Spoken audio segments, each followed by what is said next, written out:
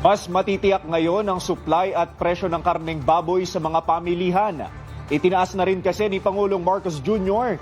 ang minimum access volume o dami ng karneng baboy na pwedeng angkatin ng Pilipinas.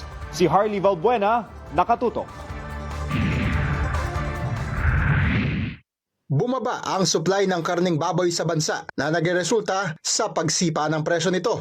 Sa pinakahuling Livestock and Poultry Quarterly Bulletin ng Philippine Statistics Authority, naitala ang total swine inventory sa 8.70 milyon na ulo ng baboy, mas mababa ng 1.5% kumpara sa 8.84 milyon sa kaparehong panahon noong 2025. Bilang tugon, ipinagutos na ni President Ferdinand R. Marcos Jr. ang pagtataas ng minimum access volume sa imported na karneng baboy.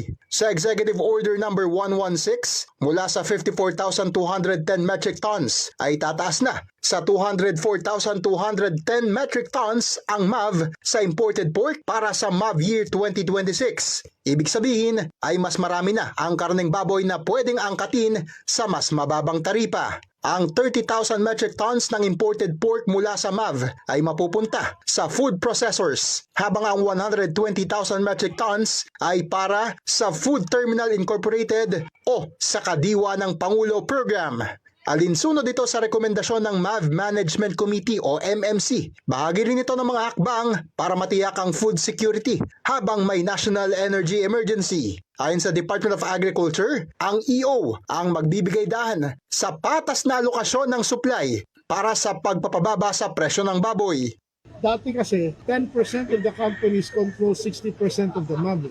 Ngayon, ginawa namin, binago namin sistema na lahat pantay-pantay. Raffle system. More competition, level playing field means lower prices in general.